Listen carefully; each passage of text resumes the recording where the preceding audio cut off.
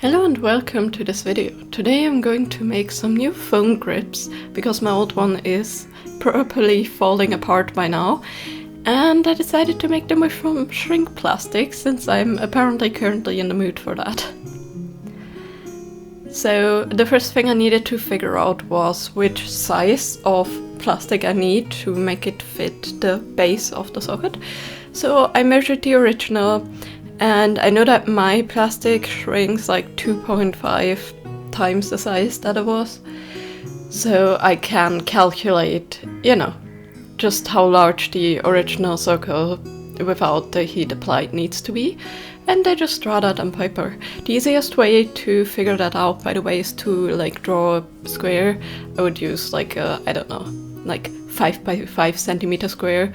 And just put that in the oven and then measure how long the sides are in the end, and then you can calculate how much it basically shrank, and that will give you a pretty good size comparison.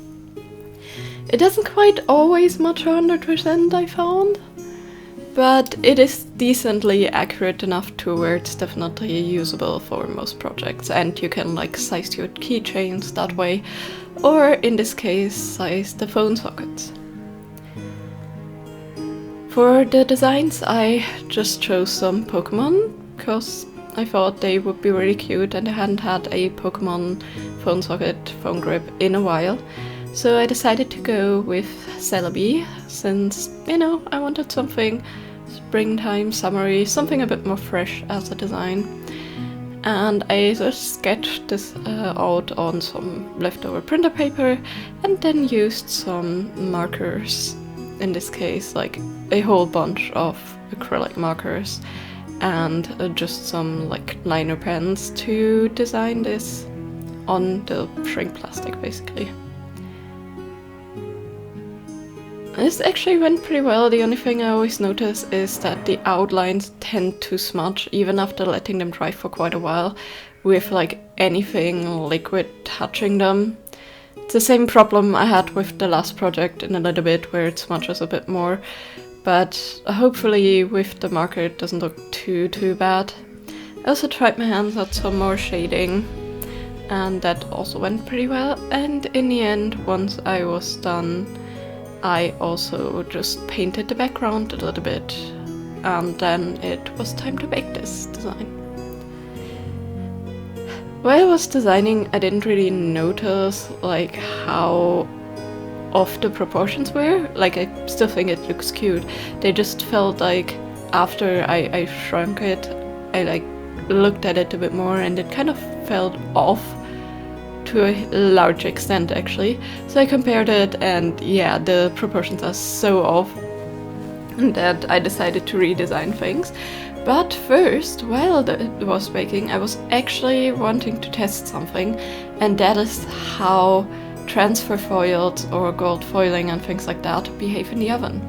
So I added some transfer milk. This is the same stuff that you use for gold leafing, and I used some nail decals, and I put it in the oven, and it actually worked, which was very surprising but very cool.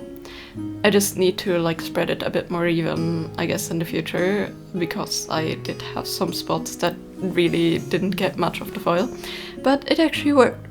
It's just not scratch resistant, so you definitely need to coat it with some kind of sealant, resin or something. But yeah, that was a really interesting test to do in between. Either way, let's actually go into the next design.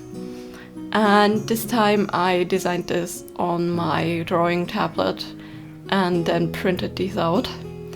And that worked way better because I could actually work on the proportions a little bit more. When I did the sketches, I did have some references, but I didn't really, I guess, manage to change the proportions much after. So that's why I sometimes to use drawing programs for my references, because I can literally just go in, cut out, for example, the head and scale that to size a bit more. And I had to do that a surprising lot with this Celebi. And while I was at it, I also grabbed the design from the Arceus movie like the disc box, because I really love this RCS design and pose, and I decided why not also make this one, because, you know, having some options for later is also always really helpful with these kind of things. Plus, I again really like this design and I really wanted to have it at least as a charm or something. And then this time I decided to go for colored pencil to give it a softer look, and I went in first with white and then with a light green because I didn't have the right color for the upper body. And then I'm going over it with another coat of white, just a little bit to smudge it and to like give it a little bit of highlights and shading, before picking up a more vibrant green to draw on the rest and add some more shading. The good thing about the pens I'm using here again is that they're very pigmented, so I know that the colors will be very vibrant. These are again some Prismacolors.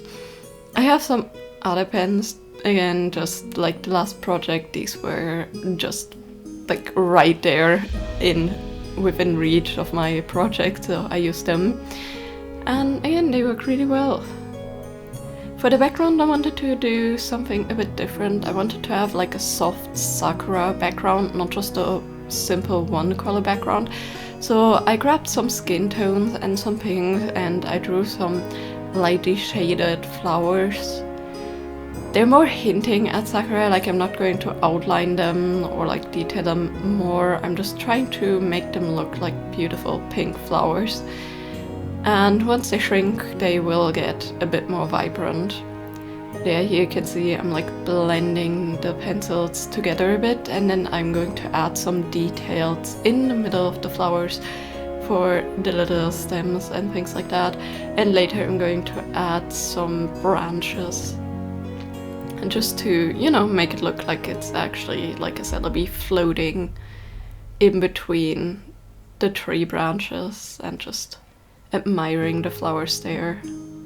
Maybe even, you know, taking a short rest on the branches. I always think that the idea of a cute celebi living close to or in a sakura tree is very adorable, and I think the colors match quite a bit since the sakura leaves and all that are very vibrant pink, and I think the like really soft greens of the celebi always fit that perfect. And while that was in the oven, it was time to color in the RCS.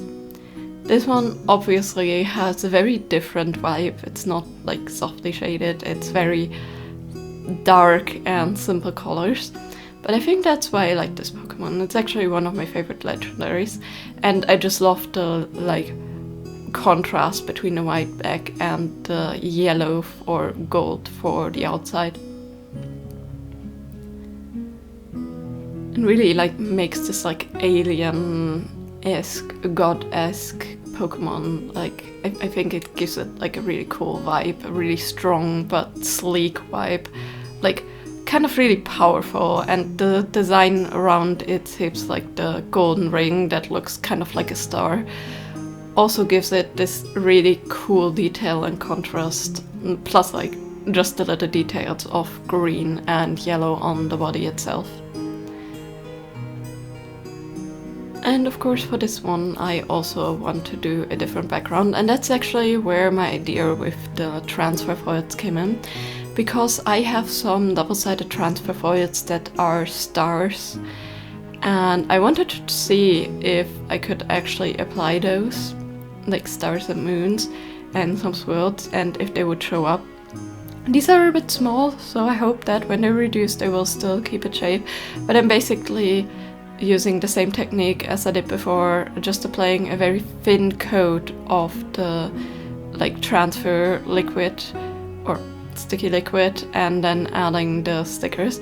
I actually did put some of them the wrong way around since these different to the others are double-sided, but that was totally fine. And then I like went over it again, basically just scraping the like patterns. I found that using like a little tool, in this case I used like a paper folding tool, to like press in the designs a little bit before removing actually helps it stick better.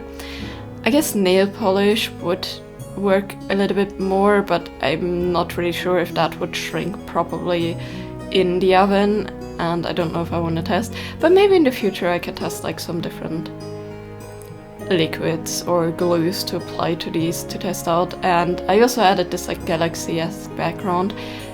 The white, for some reason, it didn't blend as much as I hoped, so there's these like weird little fuzzy arms coming out in the background, and you can kind of see the stars from the side, but not at all from the front, and they don't really look much like stars, so I guess the background of the Arceus one kind of failed completely.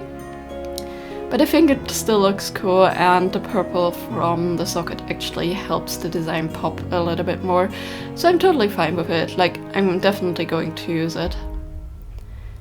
And all I did was just use some super glue to glue these onto the socket bases.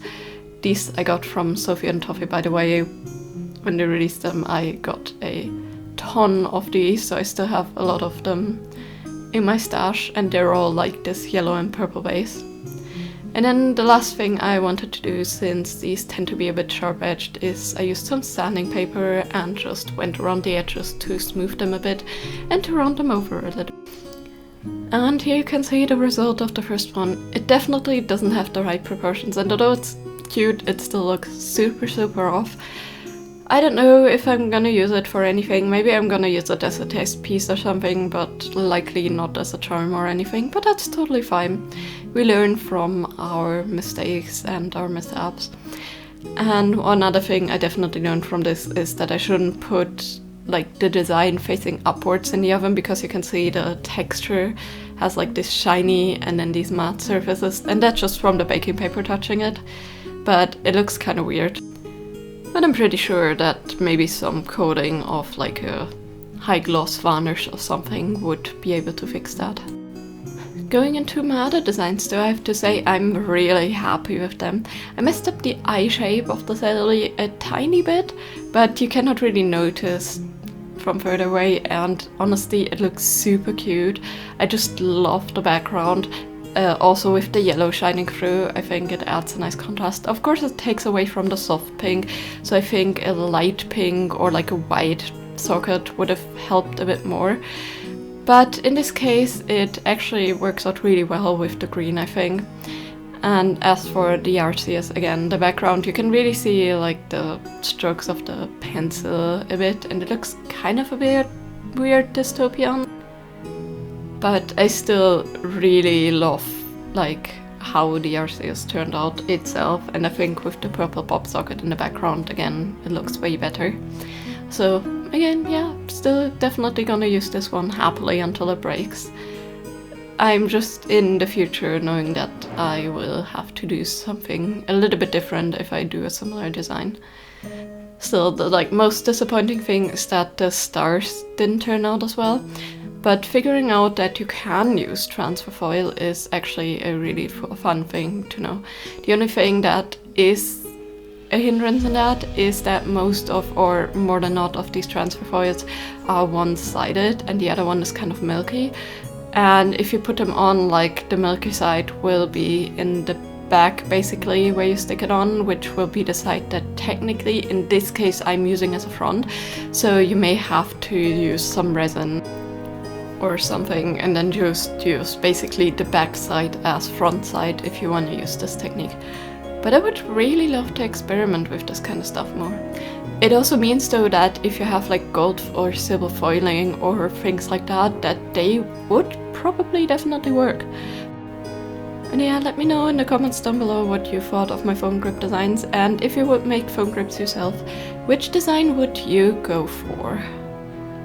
And maybe also which materials. And also let me know if you have any interesting idea on what to test for use with shrink plastic. Like I said, maybe gold leafing, maybe some more transfer foil with like different gluing methods or things like that.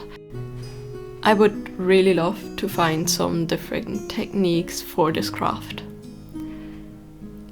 And as always, of course, I hope you have a great day. See you next time. Bye bye!